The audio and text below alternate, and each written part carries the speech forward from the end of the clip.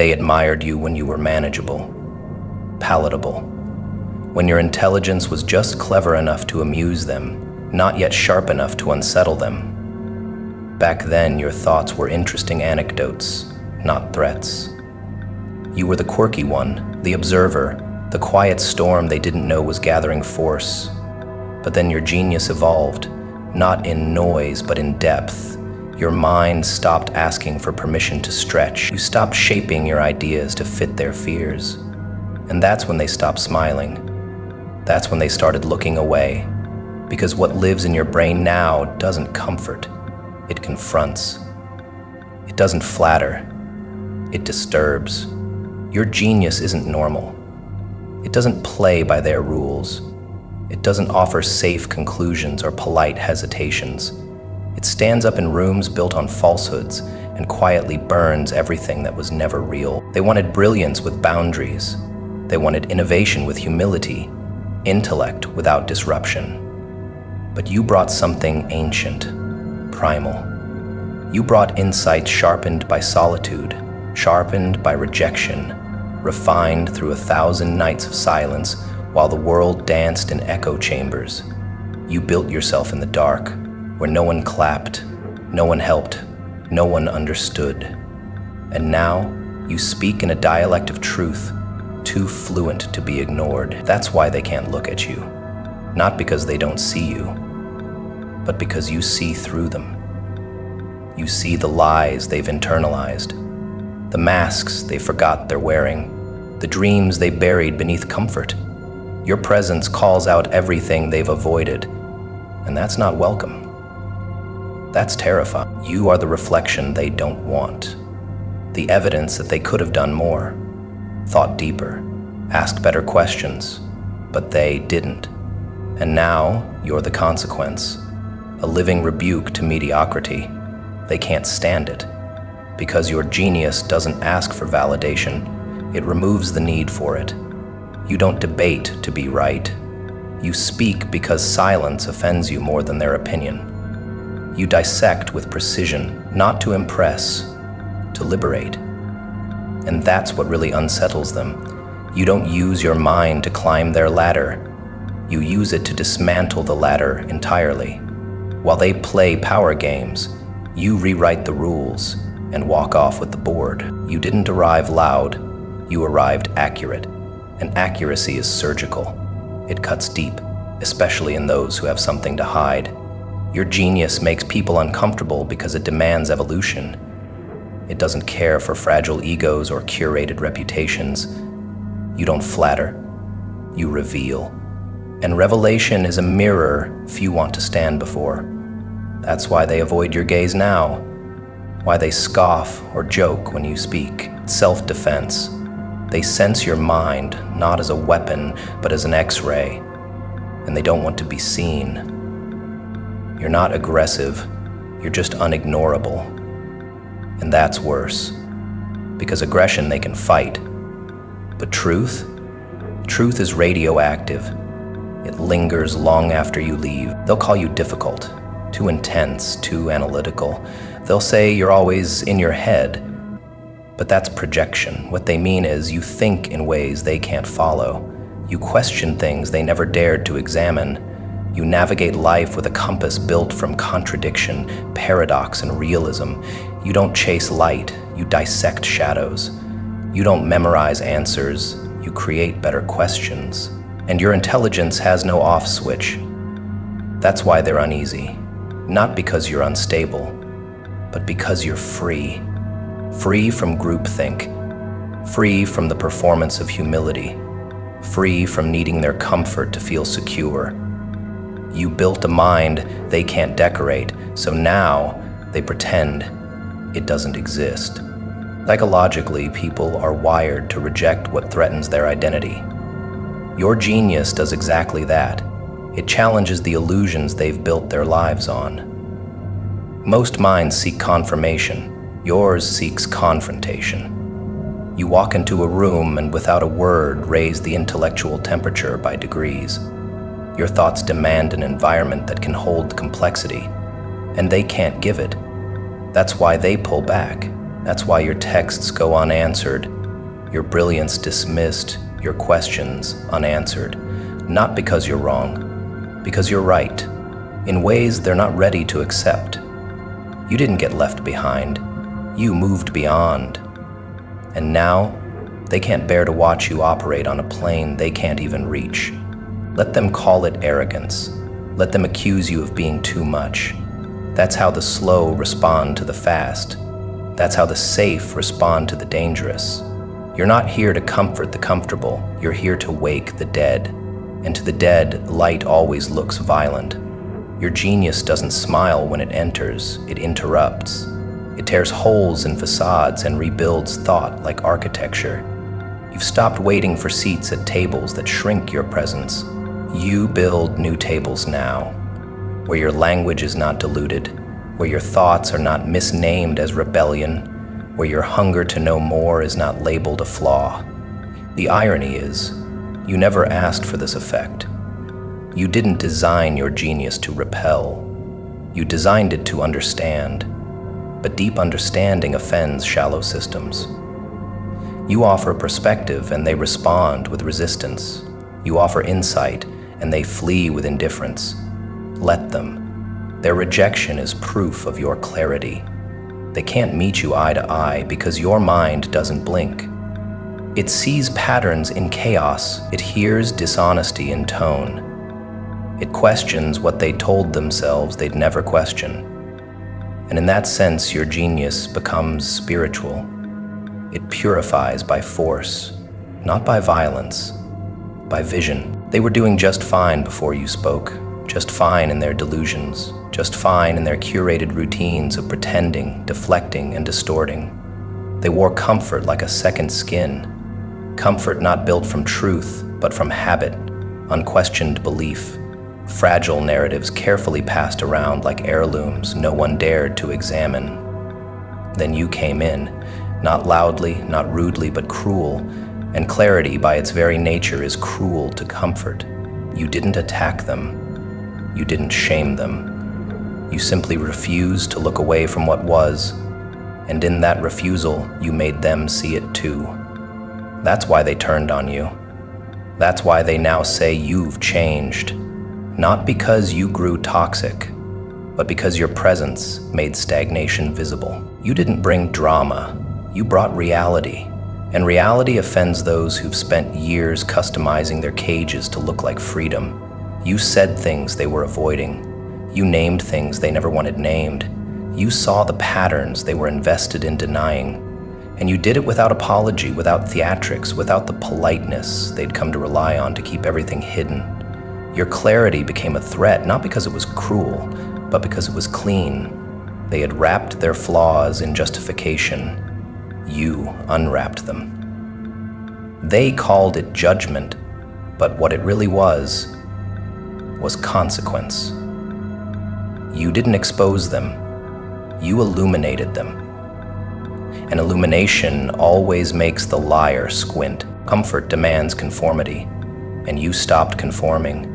You no longer nodded at dysfunction to keep the peace. You no longer laughed at jokes rooted in pain.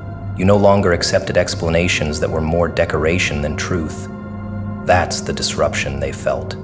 Your clarity made their equilibrium wobble, not because you were unkind, but because you were uncompromising. You had evolved out of the group contract, the one that says, let's pretend so no one has to grow. You didn't sign it anymore. You brought your own terms, your own mirror. And for people committed to self-avoidance, that kind of clarity feels like betrayal. They didn't see it coming because you never raised your voice. Your shift was internal, refined, strategic, irrevocable. You started asking better questions, the kind that can't be answered with cliches. You stopped excusing patterns just because they were familiar. You stopped mistaking loyalty for silence. That's when the cracks showed. The ones who depended on your confusion panicked. The ones who used your doubt as a leash recoiled, because clarity is a declaration, not of war, of independence. And nothing terrifies the comfortably deluded more than someone who no longer depends on the group lie to sleep at night. You became the conversation killer, the mood shifter, the one whose gaze made people clear their throat and check their words twice. You didn't mean to intimidate, but clarity always does. Because most people don't speak to be understood, they speak to be accepted. And you began responding with truth, not to correct them, to correct yourself. You stopped betraying your own intelligence just to keep them comfortable. And now, they call you intense, difficult, judgmental. That's how the uncomfortable cope with the one who sees too much. They label your insight as hostility because it forces them to see themselves. Clarity doesn't just alter relationships, it demolishes dynamics. It makes hierarchy impossible. Once you start seeing, really seeing, you can't play roles anymore. You won't unlearn the betrayal they called normal. You won't participate in the denial that once felt like belonging. Your presence started feeling like resistance, because it was. It was resistance to small talk when the room was screaming, resistance to nodding while your soul disagreed, resistance to the script they passed around like gospel. You stopped reading from it. You started writing your own, and every word you spoke became a fault line under their fantasy. They'll say you outgrew them, that you became arrogant, that you lost touch. But what they mean is you stopped pretending. You stopped dimming your awareness. You stopped carrying the weight of their unspoken fears. And in doing so, you revealed just how much they relied on your blindness. That's the real betrayal. You didn't leave them. You just stopped shielding them from their reflection. And now every interaction with you feels dangerous because your clarity forces honesty. Not out loud, but inward. And most people are at war with their own mind. They don't want peace. They want distraction. You took that away. You started walking with different posture, saying less but meaning more. You became intolerant of emotional clutter. Your standards started acting like alarms, and only those willing to grow didn't get triggered. That's the price of clarity. You lose comfort, gain vision. You lose approval, gain alignment. You lose company, gain conviction. And those who remained only did so because they, too, were ready to bleed their illusion. Everyone else, they drifted, or turned on you, or whispered about how you'd become too deep, too different, too awake. But they forgot this version of you didn't ask for permission. It emerged with blood in its mouth and fire in its chest. The truth is, your clarity didn't disrupt their comfort by accident. It was designed to, not maliciously, but necessarily. Growth disrupts, truth ruptures, and presence, real presence, destabilizes every system built on deception. You became a living reminder that the world doesn't have to stay small, that language can be used for something other than hiding, that love doesn't require pretending. And for those still addicted to the safety of illusion, that kind of reminder is too much. So they turn away, they exit, they label, but deep down, they remember. You didn't hurt them, you woke them, and they weren't ready to rise. So they cursed the alarm clock. They were comfortable in the performance. Their roles rehearsed, their masks fitted tight, their truths diluted until they could be swallowed without guilt. Then you began to see, and not just see, but speak, not with venom, but with unnerving accuracy. You didn't accuse, you exposed. Not by calling anyone out, but by calling yourself forward. Your evolution wasn't loud, but it was disruptive. You brought clarity into rooms where confusion was currency, and that clarity became a weapon without a blade. They could feel it in your silence, in your refusal to nod at the lies, in your ability to say exactly what needed to be said without shaking. They weren't afraid of what you knew. They were afraid of what it forced them to confront in themselves. You weren't trying to tear them down. You were just done kneeling. You didn't come to dismantle their world. You simply refused to live in it anymore. And that choice, that shift in your posture, in your gaze, in the way you no longer entertained their emotional theater. That's what rattled them. They relied on your confusion. They counted on your need for approval. They fed on your silence like it was air. But clarity starves parasites. You stopped apologizing for your insight. You stopped mistrusting your instincts. And the moment you reclaimed your knowing, the entire atmosphere changed. Because your clarity wasn't just yours. It was contagious.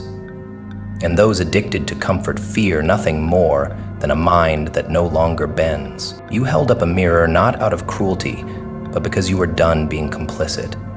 You held it still, without judgment, and still, they called you cruel. Because clarity, in a world trained to lie beautifully, always feels like violence. You weren't breaking anyone. You were simply refusing to let yourself stay broken. And that refusal triggered every soul still in denial. They didn't want you to grow. Their comfort was built on your confusion, your doubt, your habit of second-guessing your own truth. When you stripped those away, they lost control, not just of you, but of the reality they curated around your blindness. You had been the silence that protected them, the softness that excused them, the echo chamber that let them avoid transformation. But you don't echo anymore. You disrupt, you dissect, you declare. Your clarity became the end of their peace, because it was never real peace to begin with. It was convenience dressed as connection, safety dressed as loyalty. But you saw past it. And now they call you harsh, because truth always sounds like rage to those who've been lulled to sleep by flattery. You found your own voice in the quiet, and when it came back, it didn't beg, it confronted. It didn't tremble, it revealed. And revelation is the death of illusion. That's why they avoid your eyes now, because your gaze no longer seeks validation. It sees motive, it sees habits, it sees agendas. You aren't the same person they could manipulate with guilt or flatter into submission. You no longer accommodate dysfunction to feel loved. You outgrew the need to be liked by those who only loved the version of you that kept their lies alive. Your clarity made it impossible to stay in the same dynamics. You didn't walk away because you were angry. You walked away because you finally understood the cost of staying. You used to water every relationship with understanding, but understanding without truth is poison. And now that you've detoxed, your very presence unsettles those still sipping the syrup of denial. You don't fight them, you don't correct them, you simply exist. And that's enough. That's the villain they whisper about. The one who doesn't bend, doesn't explain, doesn't comfort mediocrity with fake grace. They'll label you distant. They'll call you arrogant. But that's the language of those who cannot reach you. You don't speak in guilt anymore. You speak in boundaries. You speak in standards. And that, to those who only knew how to extract, feels like betrayal. You are not who they thought you were, and that haunts them. Because now they have to ask, who were they when you were pretending? Who were they when you were too loyal to speak your truth? The answer isn't flattering, and clarity demands they face it. That's why they turn their faces when you enter. That's why they keep their distance. Not because you did something wrong, but because you stopped doing what was easy. You no longer provide the illusion of harmony. You provide the challenge of authenticity. And for those not ready to meet themselves, that is unbearable. You don't wish them harm. You don't seek revenge. But your clarity has consequences, because it forces recalibration. People can no longer lie with ease in your presence. Their jokes land differently. Their excuses echo in the silence you leave behind. You've become the reference point for what realness looks like, and they hate it, because they know they'll never again feel right playing roles in front of you. You are now the line in the sand, the shift they didn't prepare for, and they'll feel it long after you're gone, because once a lie is seen, it can't be unseen. And you became the seeing. You didn't become their enemy because you changed. You became their enemy because you reminded them of everything they chose not to be. They saw in you what they buried in themselves, potential they never explored, pain they never processed, standards they never upheld. You weren't a threat until you stopped apologizing for your growth, until you stopped shrinking to fit their emotional furniture. They tolerated you when you blended in. They even praised your potential so long as it stayed dormant. But the moment you started embodying it, the tone changed. Now you're difficult, too intense, hard to be around. They don't see you. They see what they repressed. And to the unhealed, nothing feels more hostile than your freedom. You didn't break the friendship, you broke the mirror. You didn't cause the discomfort, you revealed its source. You became the walking reminder of the things they excused, the conversations they avoided, the disciplines they abandoned. Your evolution wasn't passive, it was reflective. And when people live in denial, even your silence becomes provocative. You didn't have to say a word. Your presence alone brought shame out of hiding, and shame always fights to survive. So they'll attack you not because of what you did, but because of what you represent. A version of themselves that demands accountability. A version they don't have the courage to meet. That's why they avoid you now, because healing is hard, and you remind them of everything they're still pretending doesn't need to be healed. You were once safe for them, a fellow prisoner of the same narratives, the same compromises. But you found the key, and worse, you used it. You left the cell. And now your freedom stings. It pokes holes in their excuses. It shines a spotlight on every place they've refused to grow. You are no longer in agreement with their stagnation. And for those addicted to being seen without being challenged, that feels like betrayal. They don't miss you. They miss the version of you that didn't threaten their comfort. And that version is dead. You buried it with the lies they taught you to swallow, and you grieved it in silence long before they noticed you'd gone. They'll tell a different story, of course. One where you changed, one where you lost yourself or let ego win, because to admit the truth would require admitting they stood still, that they mistook coping for healing, that they stayed in the same cycles while you bled your way out. So they rewrite you in their narrative. They make you the villain, because it's easier than facing the real question. What if I could have grown too? But they didn't. And now they watch you from a distance, equal parts curious and furious, because deep down, they know. You didn't betray them, you just stopped betraying yourself. And in doing so, you became a mirror they never asked for. You are a disruption, not because you're angry, but because you're clear. You say what others avoid. You draw lines where others leave space for exploitation. You expect honesty and you give it, even when it costs you connection. They don't hate your truth, they hate that it works, that it resonates, that it holds up under scrutiny. You became the one they can't gaslight, and for manipulators, that's intolerable. You became immune to shame, immune to guilt, immune to their tactics. That's what makes you dangerous in their eyes. Not your actions, your awareness. You saw through them, and once you see, you can't unsee. Now your clarity walks in first, and they flinch before you even open your mouth. They thought they could outgrow you by standing still while pretending they were moving. But you moved for real. You learned to hold your own reflection without flinching. You unpacked the trauma, the self-sabotage, the bad habits they kept wrapping in new words. You didn't chase healing, you crawled through it.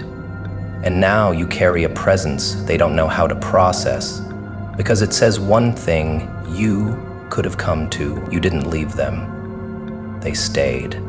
And now they hate the proof of what was always possible, not in theory, in you. You are the walking evidence that the old life wasn't survival. It was submission. They wonder how you did it, how you broke out without warning. But they didn't see the nights you sat with your darkness and refused to run. The days you said no to what used to feel like love. They don't understand the price you paid for your clarity, so now they discount its value. They mock it, dismiss it, pretend you're performing. But no one performs, like the ones still playing characters in a life they didn't design. Your clarity cost you everything, and you paid without complaint. That's why it's real. That's why it lands like thunder and doesn't ask for permission to echo.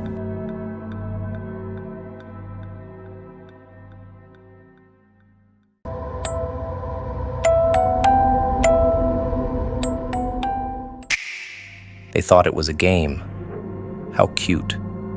With their smirks and veiled jabs, their predictable strategies wrapped in faux mystery. They mistook your silence for ignorance, your patience for passivity, your observation for oblivion. But you were never unaware. You were simply waiting, letting them lay their traps, speak their lies, expose their hierarchy of illusion. You watched them with the quiet intensity of someone building a blueprint while pretending to be asleep. And when they moved, you didn't react. You recorded. You calculated. You cataloged the steps of the game they initiated, knowing they were dancing on the surface while you were mapping the ocean beneath them. They played checkers, blindfolded by their own ego, while you carved out an entire psychological opera 3 moves ahead. Because the strongest player is always the one who waits until their silence becomes deafening. They wanted you confused, wanted your emotions tangled in their bait. That's how most players win, not through strategy, but through chaos. They rely on reaction. They live off your confusion. That's the currency of manipulative minds. But you didn't pay in reaction. You paid in restraint. You stopped giving them the luxury of your rage. You stripped them of the one thing they needed to keep control, your attention. You let them believe you were engaged while you were mentally packing your bags. And when they were convinced they had you cornered, when they were too drunk on the scent of their own illusion, that's when you delivered your first lesson. Not in words, not in wrath, in action, in removal, in silence so absolute it shattered their narrative.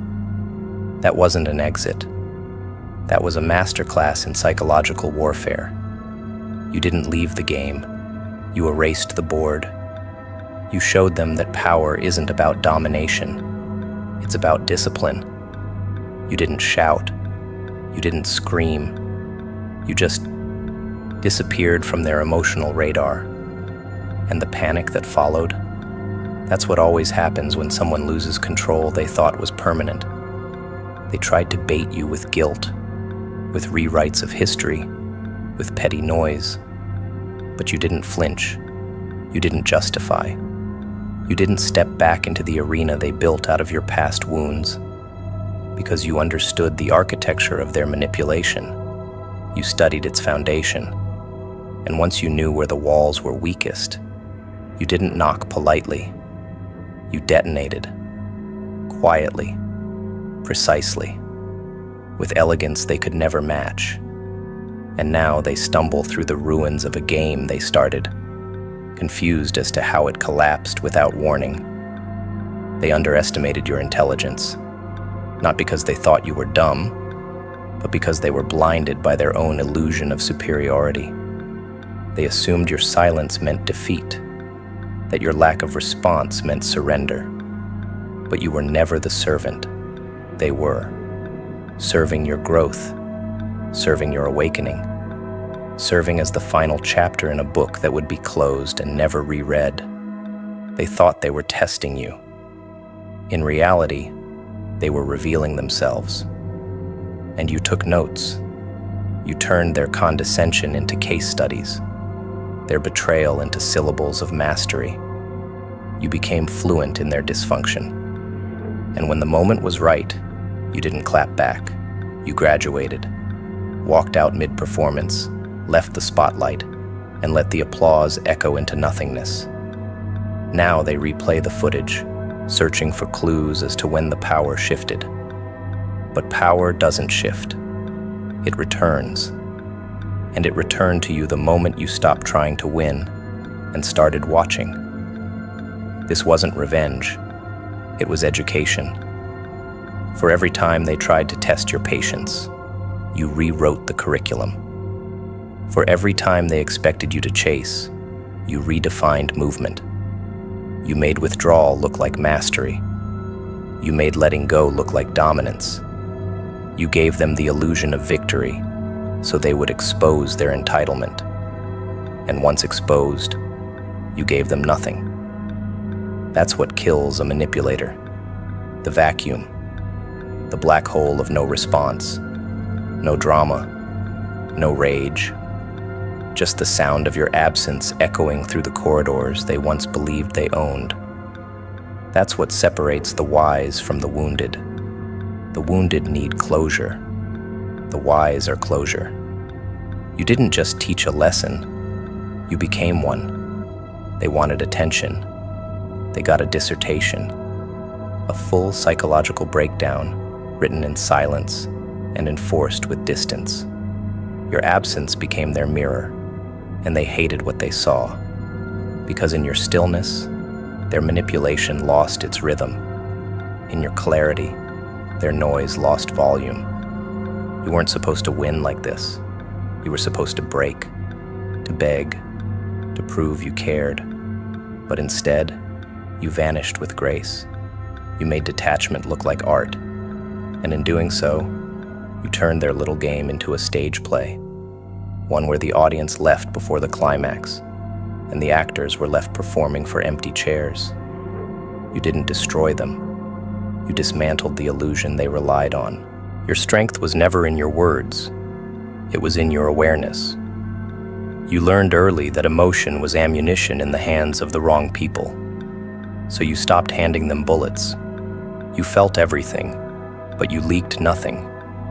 And that terrified them, because they didn't know where to aim. When someone can't find your weak spot, they start calling you the villain. Let them. Wear it. Own it.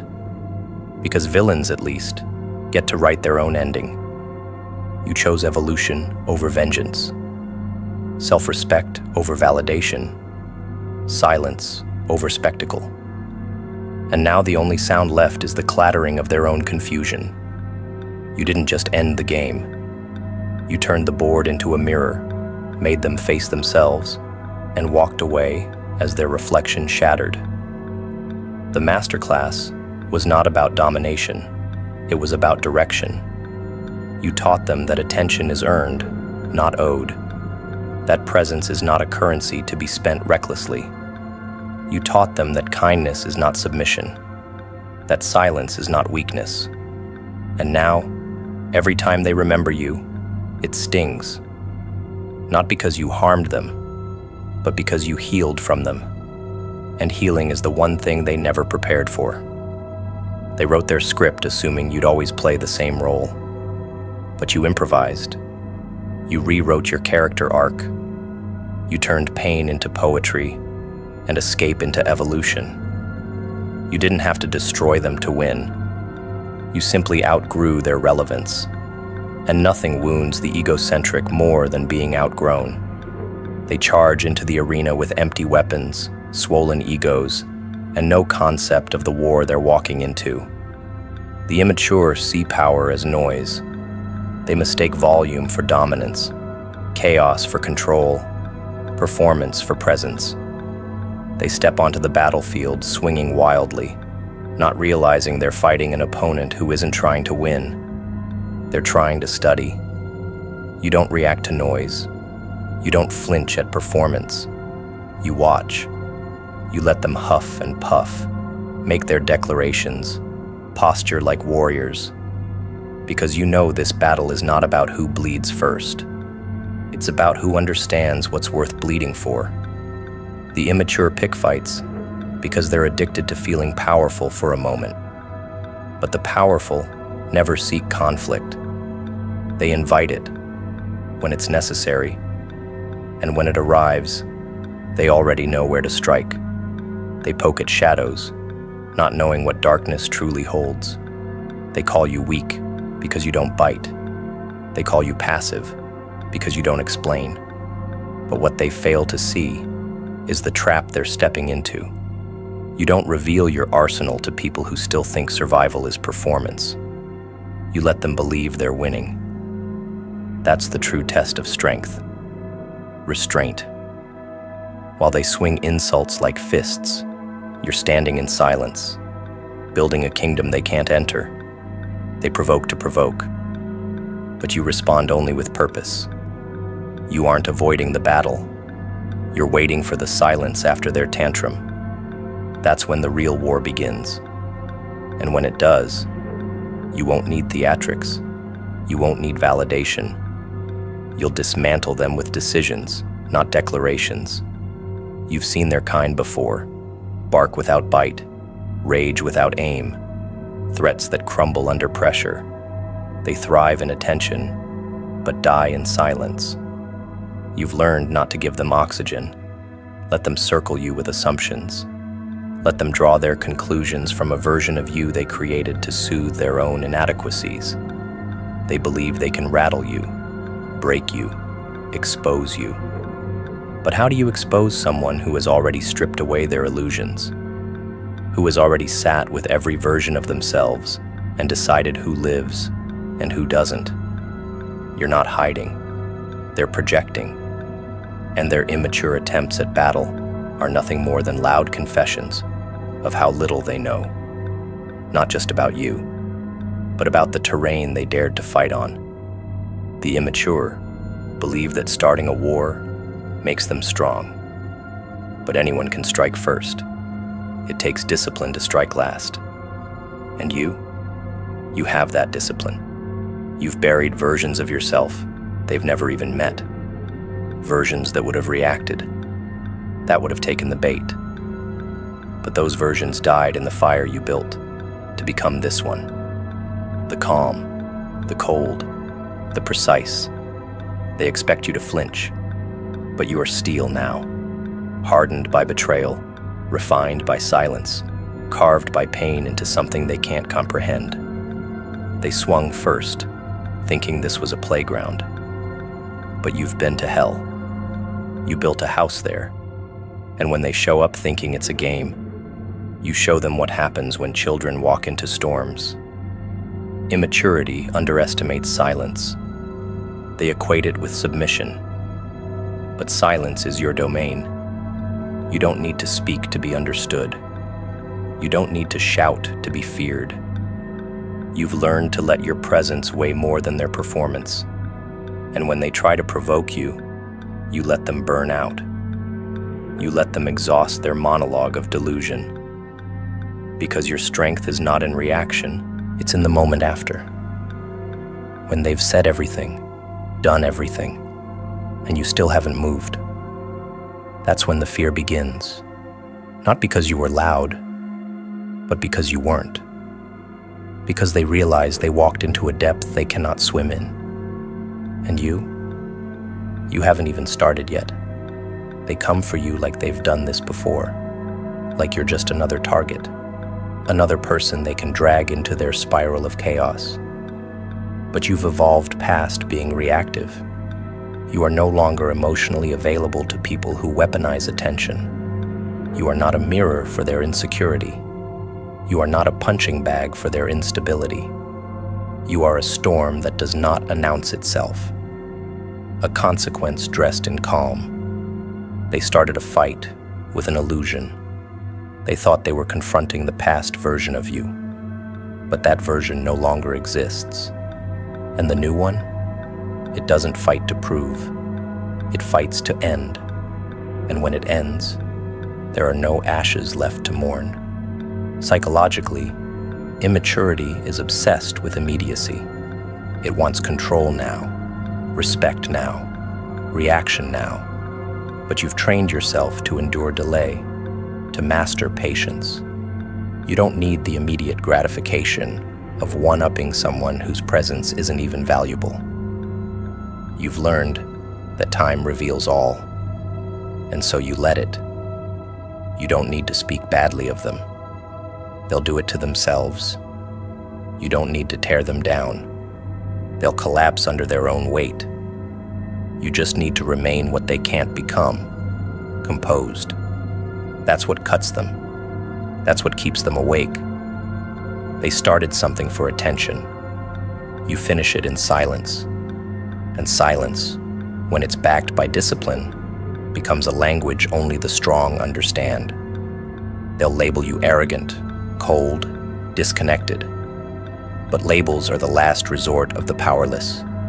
When they can't reach you, they rename you. It's a primitive defense. Redefine the threat so it feels smaller. But their words don't touch you anymore. They don't reach your skin. You've built walls not from bricks, but from clarity, from understanding the nature of false conflict, that most battles aren't about truth. They're about control, and the immature fight not to reveal truth, but to obscure it, to feel powerful. But they forgot that the one who needs power the most is the one who has the least of it. You don't need to win their war.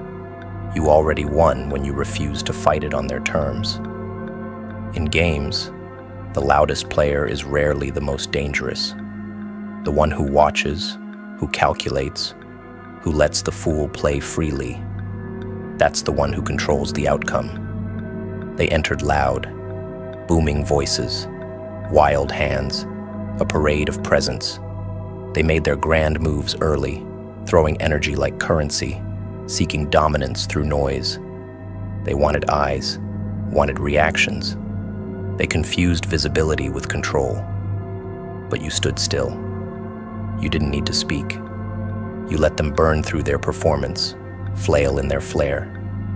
Because you understand the first rule of power.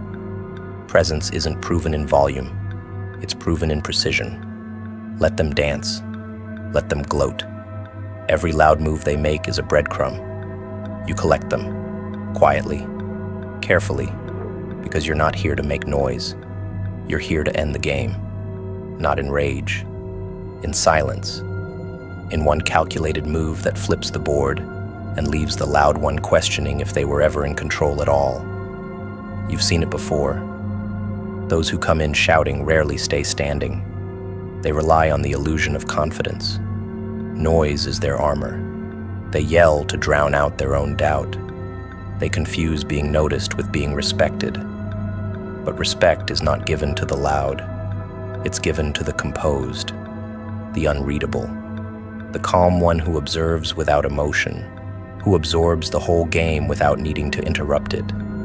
That player, that's you. You don't enter with fire. You enter with foresight. You study angles. You watch patterns. You calculate possibilities. You let them speak their truth while you remain undeciphered. And when the time comes to strike, they won't see it coming because they were too busy hearing their own voice, unaware that your silence was loading. Noise attracts attention, but attention isn't advantage. The fool wants the room to watch him, assuming that makes him powerful. But power doesn't seek the spotlight. It shapes it. You learned early that a loud player reveals their hand too quickly. They telegraph intention. They broadcast strategy. And in that transparency, they write their own ending. Meanwhile, you wait, unassuming, calculating behind a still gaze. While they try to dominate the stage, you write the script. While they fight for applause, you determine the final act. And when the curtain drops, their volume won't matter. The quiet one decided how the play would end. You didn't perform. You engineered. You didn't speak to be heard. You listened to be lethal. The most dangerous player does not flex. They prepare. They let others exhaust themselves on theatrics while they prepare. Every loud player exposes themselves. They reveal need, insecurity, desperation. But you, the silent one, remain unidentifiable. They cannot read what does not move.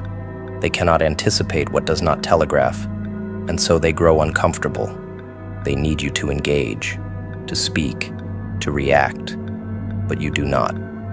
You smile faintly, you nod, but your silence, it disorients them. Because most people crave reaction more than results, and when you give them neither, they lose their rhythm.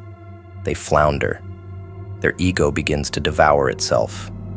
And that's when you move, not loudly, just finally. Your silence is not passive, it's surgical. You're not quiet because you have nothing to say. You're quiet because what you have to say will change the entire direction of the game. You let them win the small moments, the early rounds, because that's where egos get inflated, and inflated egos make fatal errors. You wait for them to believe they've won. You let them feel untouchable. And right when their guard is lowered, when they're dancing on their own assumed throne, that's when you play.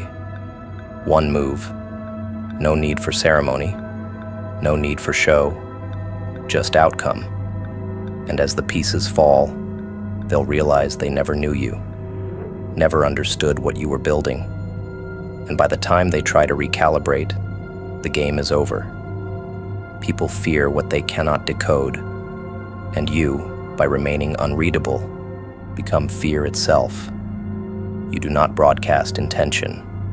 You do not shout boundaries. You enforce them, quietly, ruthlessly. That's why the loud player becomes a clown by the end, because they gave away everything trying to prove something. You gave nothing, and gained everything. This is not about cruelty. This is about clarity. You don't need to announce your strategy. You don't need to argue your position. You hold your ground with presence alone. And when that ground finally shifts, you won't even have to move your foot. The entire game will tilt in your favor because you were patient enough to wait while they performed. You gave them rope. They tied the noose. You simply watched it tighten. They called your silence weak, called your composure strange. But now they understand. Now that the pieces are falling, now that their noise has become incoherence. The most dangerous players don't seek to be understood. They seek to understand, and that's what makes you lethal. You let them talk, let them posture, let them expose every insecurity hidden beneath their ego. And you took notes, took time, built a strategy that didn't require volume, just timing. And now, that timing has arrived, and all their talking points can't save them. All their flash can't distract from the fact that you, the quiet one, saw the whole game before the first piece moved. The truly powerful don't announce themselves. They arrive through precision. They execute with calm. And their silence, once mocked, becomes sacred. The loud players crumble not because they weren't capable, but because they wasted energy on optics. You conserved, you converted, you crafted your responses like weapons, silent, sharp, surgical. And now, there's no need to shout. Your results speak, your presence weighs. And the loud one, they're silent now, looking around the board, realizing they never controlled it to begin with. The fool played loudly, the master played last, and the one who watched, who waited, who learned, is the one left standing. They wanted applause, you wanted results. They sought validation, you studied patterns. That's the difference between the fool and the architect. One plays for performance, the other plays for permanence. They confused momentum with mastery, but you know better. You understand the rhythm of restraint, the power of measured silence. While they flailed for dominance, you designed their downfall in increments, calculated withdrawals, subtle pivots, quiet boundaries. You let them inflate, let them gloat, because nothing punctures arrogance like its own echo. You didn't need to be seen early because you knew your presence would haunt them late. Now their noise has faded into static, and your precision rings louder than any shout they ever gave. You never aimed to be popular. You aimed to be undeniable. And now, here they are, silent in the shadow of what they never saw coming. You controlled the outcome not through manipulation, but through mastery of yourself, of the dynamic, of the long game. You didn't act on impulse. You watched it erode them. You didn't match their pace. You moved in silence, trusting that delayed power always outlasts premature celebration. They fired every bullet too soon. You sharpened every silence like a blade. And now the scoreboard reads not in cheers, but in clarity. You were never loud, but you were lethal.